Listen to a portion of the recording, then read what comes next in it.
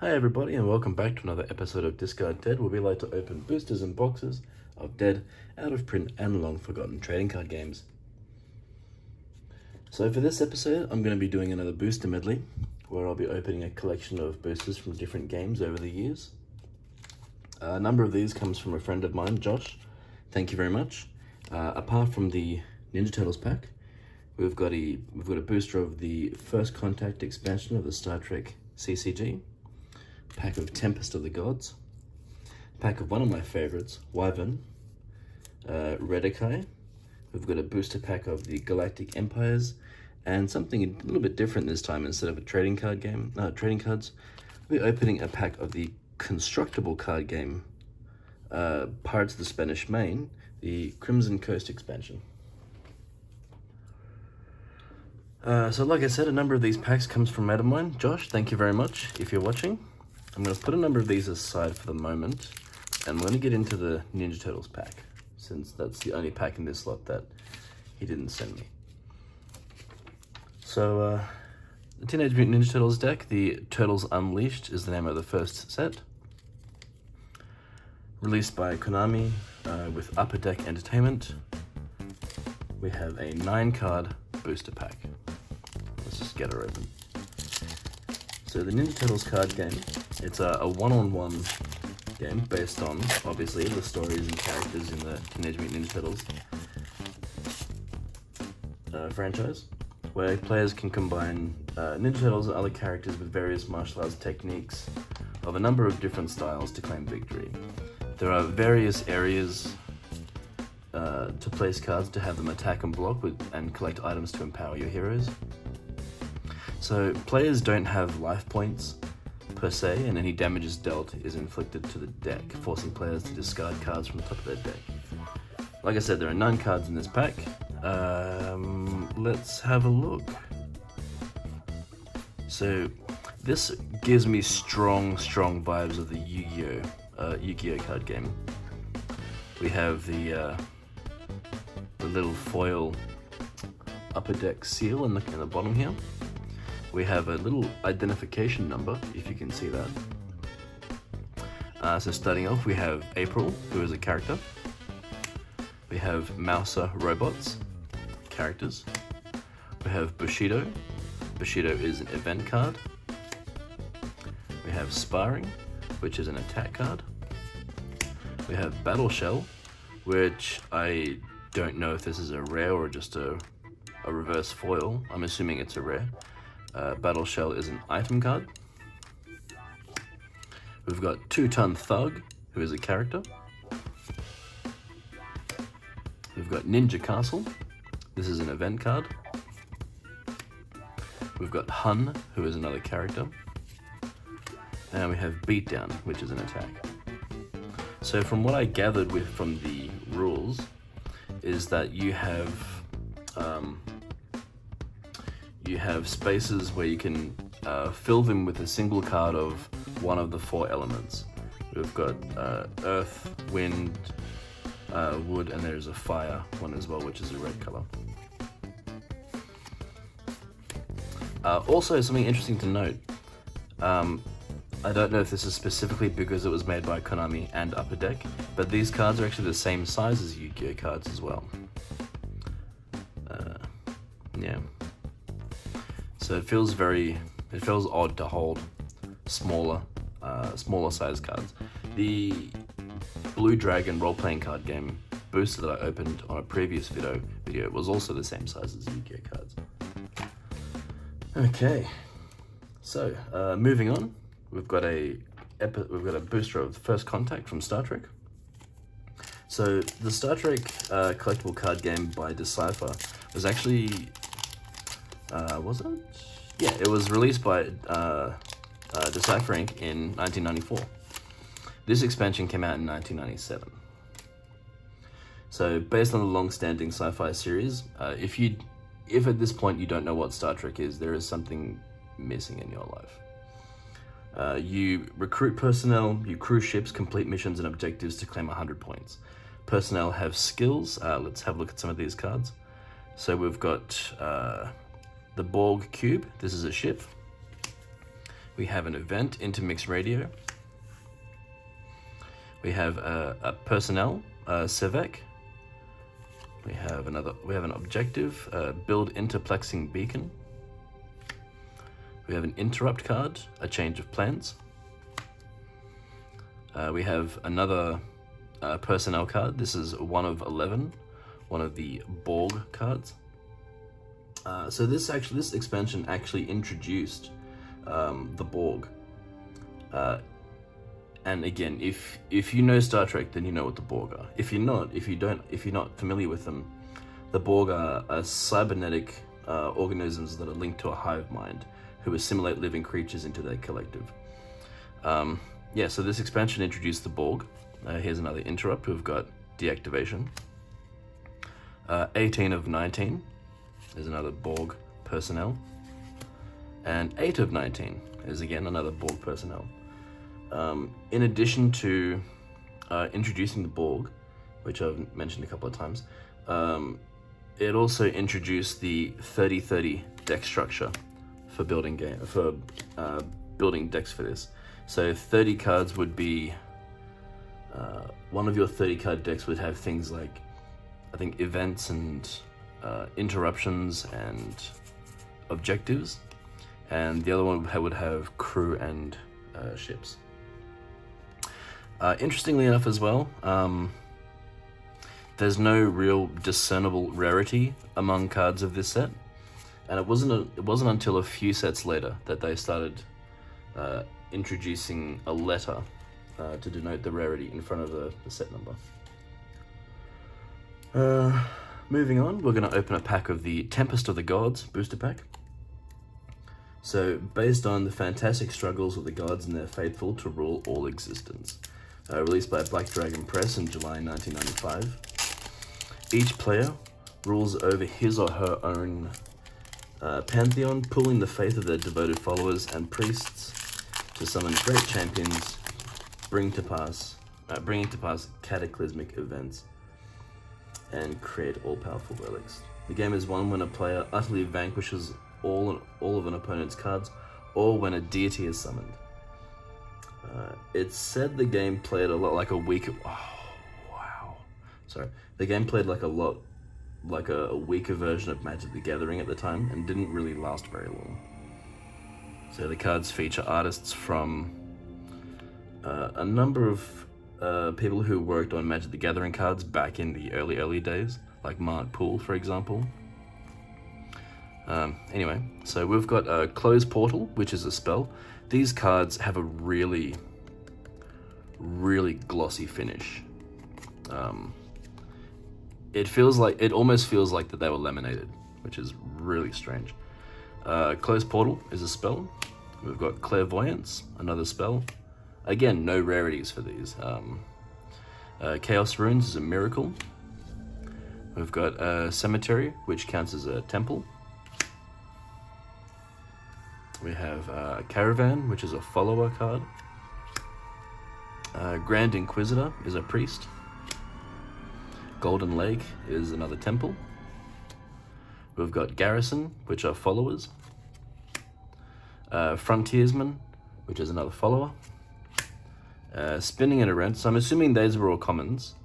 And then we're going to have a look at some of which I assume are uncommons. Living Lightning is a miracle, that's pretty cool. We've got King's Statue, which is a relic card.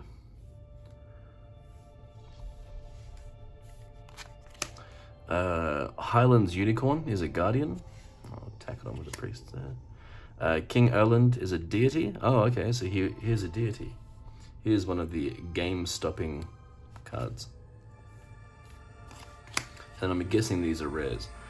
Inner Sanctum is a relic, and Hrothgar is a demigod. So I'm not particularly knowledgeable much on this game. I don't really know what these icons are supposed to mean. I don't really know what any of these numbers. I'm assuming this yellow number in the bottom is a cost of some sort. If it plays anything like Magic, I'm assuming that's what the cost is. This would probably be its power and its defense. Has an ability in the text box there. This is probably some sort of alignment, maybe. I can't tell, sorry to say. But yeah, if you can't see it, these cards have a really, really weird glossy sort of finish. Okay, so coming up next, one of my favorite games is Wyvern. So this is a booster of the limited edition. It's a card game about dragons, dragon slayers, and treasure. Players spend gold from a mine, which is an accessible resource for both players. They can call the aid of dragon slayers, use magical spells, and lay terrain areas to mess around, I guess. I don't know. It's a fun game, but it's essentially just you will have a collection of dragons, your opponent will have a collection of dragons, and you just beat each other up. It's great. So starting on, we've got Dragon Celestial. We've got the dragon card Abraxas. Any kind of creature that isn't a human, any kind of monster is considered a dragon. Tiamat is a dragon. We've got an action card, Town. Got a treasure card, Cauldron. We've got a battle action, Sacrifice. We've got Meteor Shower as an action card. We've got City as an action. Another battle action, Help. Another action, Pyrendius Tree. A Dragon Slayer action, Sir Lancelot. So Dragon Slayers can kill dragons, but they have very specific conditions. Like Sir Lancelot kills any dragon of strength 3 or less. We've got a Gold Thief action. We've got a Marina reaction. Cadmus is another Dragon Slayer.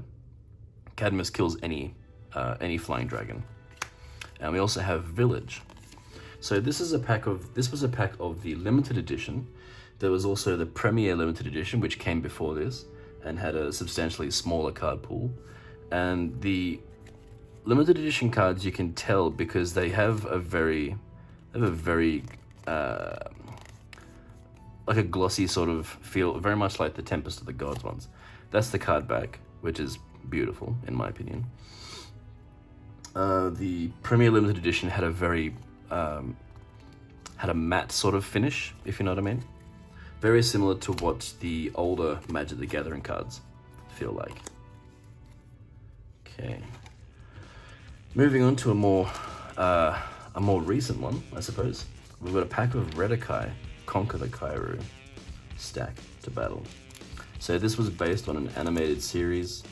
It was released by Spin Master in June 2011. Spin Master, I believe, also do. They also do. What is it?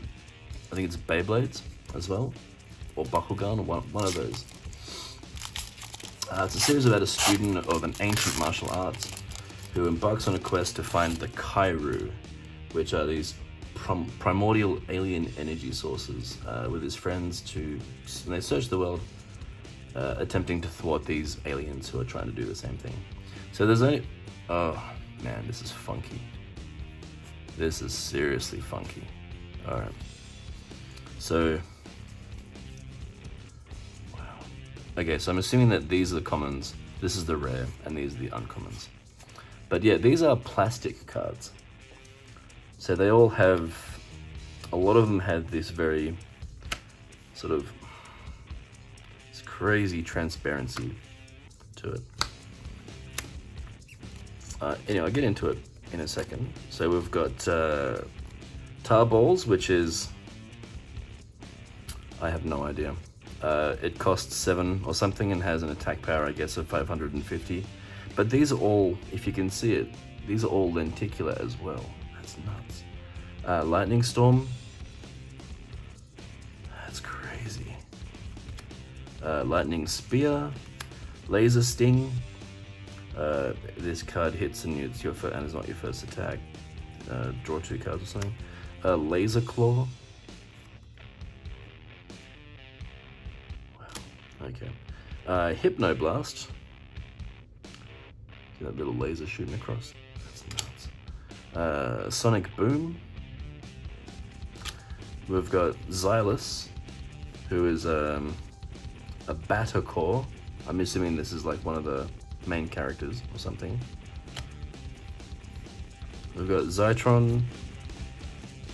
Okay, so we've got two different Zytrons. We've got a red animal and a green animal, and they can be played as reactions. And then Frostalk, which has this cool silver foiling effect on it as well. Okay. These actually are really awesome quality. So what I'm assuming happens is that you have your main dude, your main character. And then something about these can be played over the top to increase power. Or these can be used to deal damage to something. I don't know. It feels weird. It's such a weird thing to have transparent cards. Anyway, so there was only one set released. There were action figures and an animated series to complement it. But yeah, having the cards themselves just seems really clunky. You could actually get these holders, these little cases that you could use to have your cards shuffled and concealed in there so that people couldn't see them. If you wanted to play this without that, you'd need to have sleeves, but then if you had sleeves, then the transparency effect wouldn't really be great because you'd have to be taking your cards out of sleeves anyway. These cards look really cool, but I don't know. I'm just gonna move on. I don't want to spend too much time on that one because that's just weird. Awesome, but weird. We've got a pack of Galactic Empires from 1994. So this is a very old game. Pretty much just after Magic the Gathering, kind of. This was another game that came out in the big CCG of like the mid-90s. Players take on the role of a leader of a sector of a galactic empire. Defending players take on the roles... defending their own slice of space while destabilizing and destroying their opponent's areas. Players can lay terrain to generate economies, supply energy, ammunition, research and repair points. Which are required to power units in various actions. They can bring ships into their fleets to attack and defend. There's 14 cards in a pack, I think, if my research is correct. Wow. Okay, so we've got a cursed alien artifact, an L4 cursed alien artifact. I'm not sure what the L4, C2, D1, C4, etc. means, but unless it's like the card type. So whatever this kind of card is, we've got a cursed alien artifact, an ordnance officer, scintillating dragoness. That's cool. Edward Beard Jr. His name is familiar. Corrupt politician. We've got an EM burst, electromagnetic burst in space. A garbage scow. We've got a planetary shield. We've got a Mechad destroyer. A transporter. Krebiz armor. Wow, okay. A Mechad command cruiser. And system, the Mechad system. Okay.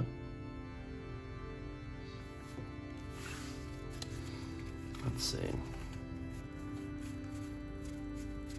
So a number of these. Wow. I think the dragons are supposed to be the little research that I could find, or little information I could find on this, said that the dragon cards were supposed to be some of the rarest ones in the entire set. So if that's true, then that's pretty cool. Yeah. This seems like a very convoluted game. It has like a lot of.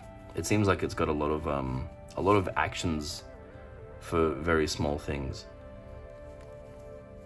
But then again, I heard that this also plays very similar to Magic the Gathering as well. So I suppose in that sense, you can't really escape the effect that Magic the Gathering had on the world.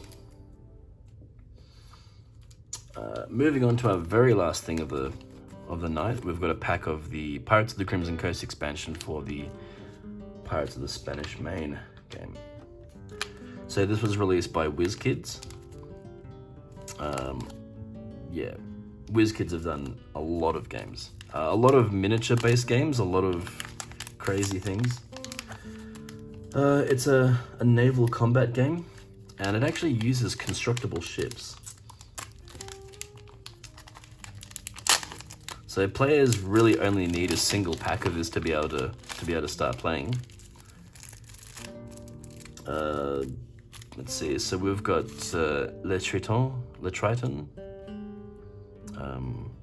Oh, okay. So a number of these cards form a single ship. So we've got the card number 1 and number 2 of Le Triton. What's this? Vicomte Jules de Cissé. I'm guessing this is it's a crew card. So you pop this out, and that gets assigned to a ship. We've got Oarsman. Oh, cool. So we've got an Oarsman token, and we've got gold coins. And then we've got the La Provence. So cards 1 and 2 of the La Provence. That's great. So yeah, every time you open a pack of these, you're gonna have every single card required to make a ship, to make that a particular ship. Some packs can contain larger ships, requiring 3 cards to build. Some can have a number of smaller ships, requiring only 1 card.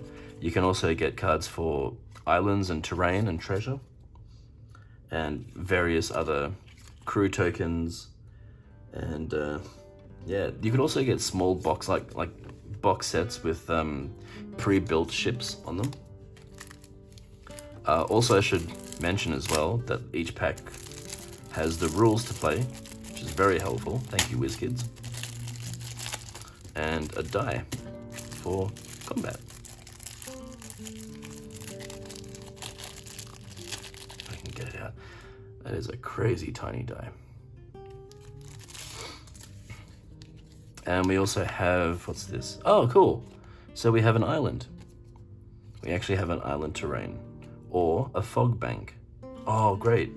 So this is sort of like this is like a fog of war kind of effect. That's great. So you place this down, and then you can flip it over. And we have a checklist as well. Very cool. We have a starting rules here, and we've got the complete rules of engagement. That's very fun. That's very, very cool. Let's see. Yeah. So this has been another Booster Medley. Thank you very much for sticking around and watching, and I hope you guys have a great night. Bye.